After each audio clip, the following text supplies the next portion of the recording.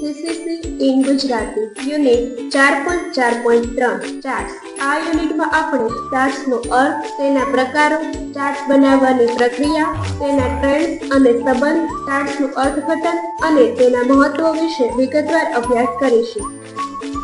Charts એ ડેટાને આકર્ષક રીતે દર્શાવવા માટેના ગ્રાફિકલ સાધનો છે। તેઓ માહિતીના મિશ્રણને ઝડપી અને સમજવા માટે સરળ રીતે રજૂ કરે છે। ચાર્ટ્સનો ઉપયોગ કરીને તમે તમારા ડેટાની અવસ્થાઓ, ટ્રેન્ડ્સ અને વિશ્લેષણ સરળતાથી જોઈ શકો છો। ચાર્ટ શું છે? ચાર્ટ એ માહિતીના વિશ્લેષણમાં મદદરૂપ થાય છે। ચાર્ટ્સનો ઉપયોગ માહિતીના એક મિશ્રણને સરળતાથી સમજવા માટે થાય છે, જેથી તમે એક નજરમાં આંકડાઓને અને તેમના સંબંધોને સમજી શકો છો। ચાર્ટના પ્રકારો। સ્પ્રેડશીટમાં વિવિધ પ્રકારના ચાર્ટ્સ ઉપલબ્ધ છે। દરેકનો ઉપયોગ આંકડાઓને દર્શાવવાની ભિન્ન રીતો માટે થાય છે। એક બાર ચાર્ટ। બાર ચાર્ટ ડેટાને ઊભા અથવા પાયાની બાર દ્વારા દર્શાવે છે। આ ચાર્ટનો ઉપયોગ મુખ્યત્વે વપરાશકર્તા અથવા કોઈ વિખ્યાત માહિતીની સરખામણી કરવા માટે થાય છે। ઉદાહરણ: વેચાણના આંકડાઓ, વાર્ષિક આવક વગેરે। બે લાઇન ચાર્ટ। લાઇન ચાર્ટ સમયની લંબાઈ દરમિયાન ડેટાના વલણને દર્શાવે છે। આ ચાર્ટ સતત ડેટા માટે શ્રેષ્ઠ છે। ઉદાહરણ: વાર્ષિક નફો, બજારનું વલણ વગેરે। ત્રણ પાઈ ચાર્ટ। પાઈ ચાર્ટ પૂલમાં માહિતીના ભાગોને દર્શાવે છે। આ ચાર્ટ દરેક ઘટકનો ભાગ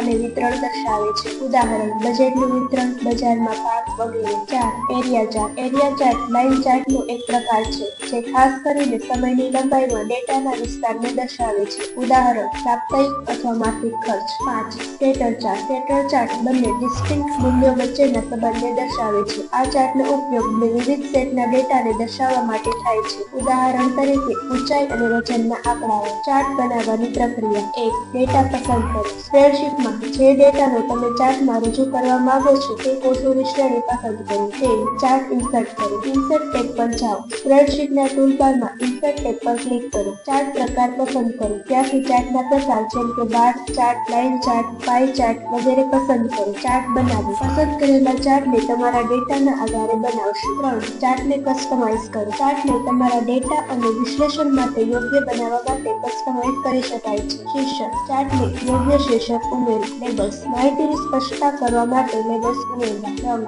વિવિધ ડેટાને ઓળખવા માટે રંગ બદલી શકાય છે। ચાર્ટમાં ડેટાની ટ્રેન્ડ્સ અને સંબંધ। ચાર્ટ્સની મદદથી તમે ડેટાના ટ્રેન્ડ્સ અને સંબંધોને સરળતાથી જાણી શકો છો। આ માહિતીના આધારે તમે મહત્વપૂર્ણ નિર્ણય લઈ શકો છો। ચાર્ટનું અર્થઘટન। ચાર્ટને જોતા સમયે તમારી દ્રષ્ટિએ મુખ્ય બાબતોનું અને ટ્રેન્ડ્સનું ધ્યાન રાખવું પડશે। ડેટાના સ્પષ્ટીકરણ સાથે ચાર્ટનું અર્થઘટન કરવું સરળ બનશે। ચાર્ટ્સની મહત્વતા। દ્રષ્ટિમાં સુધારો। ડેટાને સરળતાથી સમજવામાં સરળ બનાવે છે। તૃતીયક માહિતી। જુદા જુદા દ્રષ્ટિકોણથી માહિતી પ્રદર્શિત કરે છે। વ્યાવસાયિક નિર્ણય સંચાલનને યોગ્ય આધાર આપે છે।